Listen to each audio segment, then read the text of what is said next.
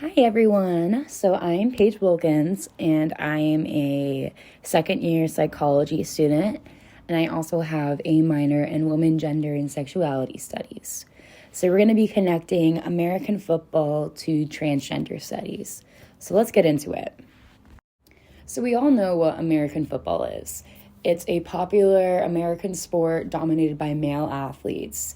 We all know Joe Burrow, the Cincinnati Bengals quarterback. We know the Kelsey brothers, who graduated from UC, and now Travis is dating our beloved Taylor Swift.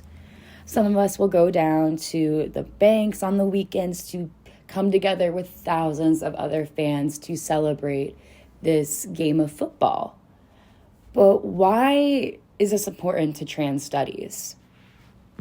So let's start here. No woman has ever played in the NFL. There are some organizations or other teams that women may play football in, but they're not connected to the NFL in any way. We've never seen a woman actively participating in a football game before. It's just unheard of. So where does this leave transgender and intersex individuals in participating in American football?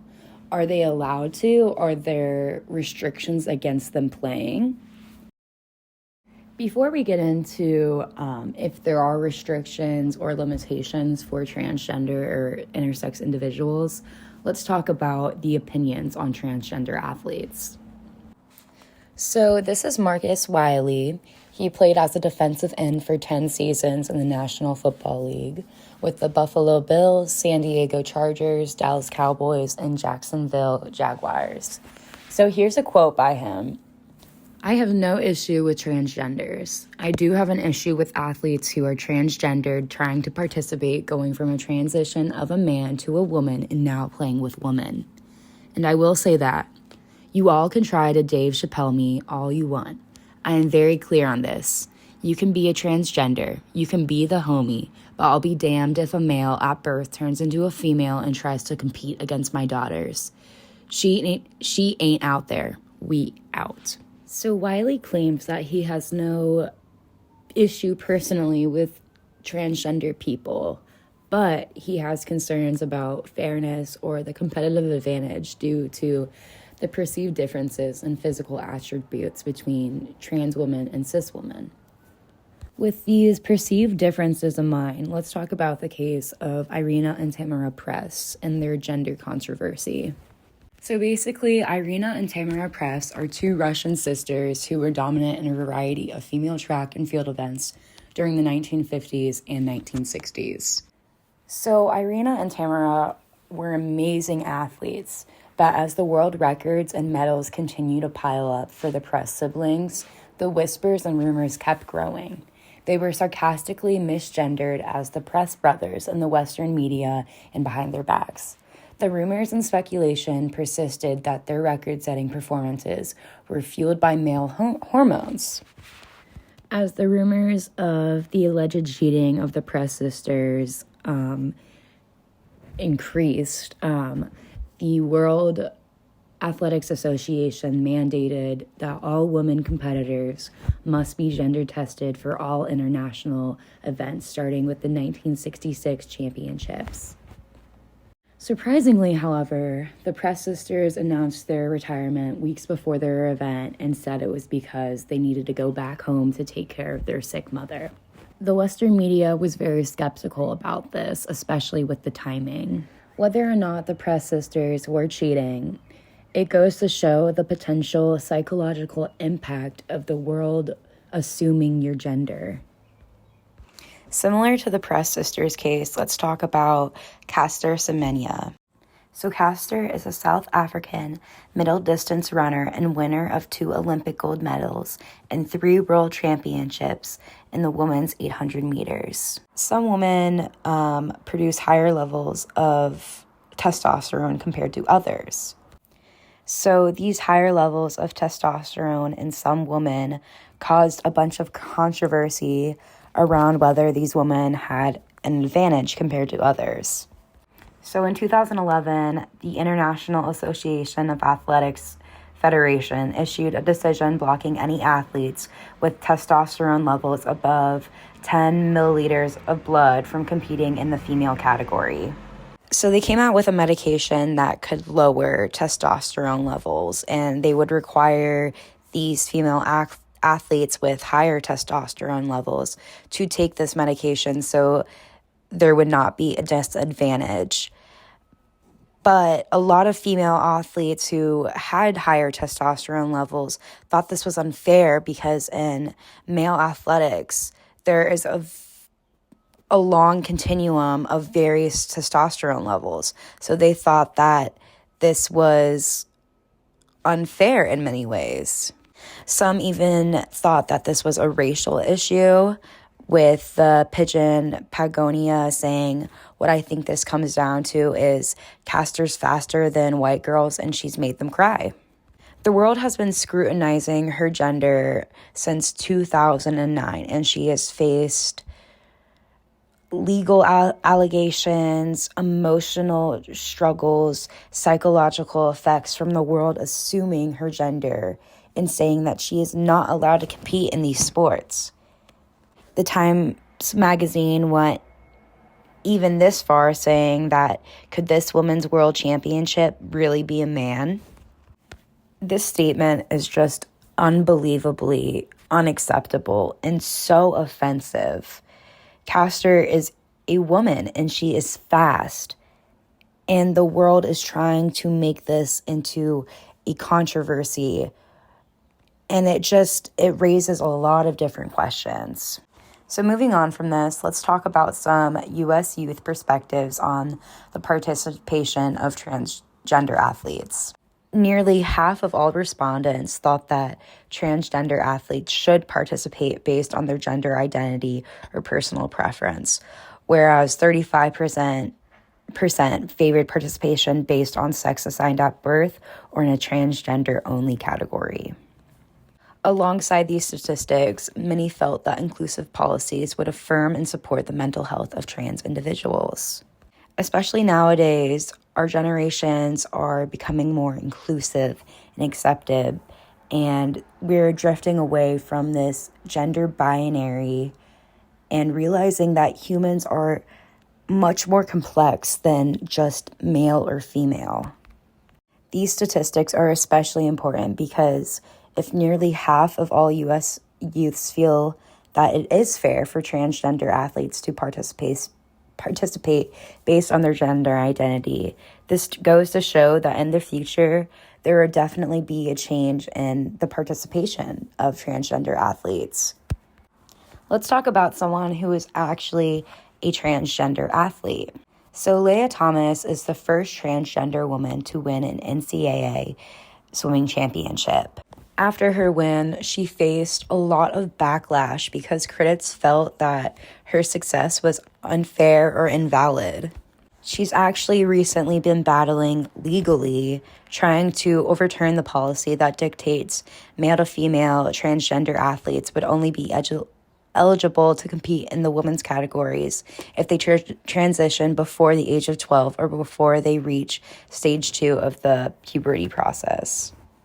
One of her biggest critics is Riley Gaines. So Riley Gaines is also a swimmer, and she competed against Leah Thomas, and she lost. Since her loss, Riley Gaines has become a leader of defending women's single-sex spaces, advocating for equality and fairness, and standing up for women's safety, privacy, and equal opportunities. A lot of her concerns branch from the fact that she had to change with Leah Thomas in the room, and she feels that transgender athletes should have their own bathroom. But it also felt like she was being discriminated against by the NCAA because she felt that there was physical differences that advantaged Thomas over Gaines. So let's look at the men and women sports statistics and their physical differences. So on the top left, you'll see a 9.07% difference in the 100-meter runs between men and women. Underneath that, you'll see the 400-meter world swimming record, and that you can see from the graph that men's times are faster than the women's. And again, with the weightlifting, the men have beat the women with the snatch and clean and jerk. There are definitely big differences in the statistics revolving around men and women. However, there are also differences between women and other women. Some women are stronger, some way more, some have higher level of testosterone. But does this mean that every woman should be physically the same in order to compete against one another? I don't think so, So I talked about this in the beginning of the presentation. What are the requirements to play in the NFL? So let's go into it. The NFL does not have specific policies regarding transgender or intersex individuals playing in the league. Eligibility criteria primarily focuses on factors like skill, physical ability, and adherence to league policies. Though there not may be restrictions against transgender or intersex playing in the NFL, there might be some stereotypes or prejudices infiltrating their opinion. Some coaches might have internal biases and think, I don't want someone who used to be a woman on my American football team. There's a lot of resistance, I feel like, but it also depends on the individual. So this leads me to, should intersex athletes be permitted to compete in sports? Like I said earlier in this presentation, we don't exclude women who are as tall as men or as strong as men. So why would we exclude anyone else? Everyone has physical differences, and that should be celebrated and embraced, not trying to make everyone on the exact same playing field, because people are different, and that is something amazing about us. And also, testing only those athletes who appear masculine would have the effect of singling out women who do not conform to feminine stereotypes. This would be completely unfair and discriminatory, because you could have a woman who has very feminine features and she's not even looked at, but a woman who might be more muscular or taller or faster, then she would have heads turning. But that doesn't make sense, really. And then again, as I said earlier in the presentation, a policy that singles out women's sports for hormone-based eligibility evokes a double standard, because men also have a various continuum of different hormonal levels, but they don't have these certain types of restrictions and genital examinations and such things like that.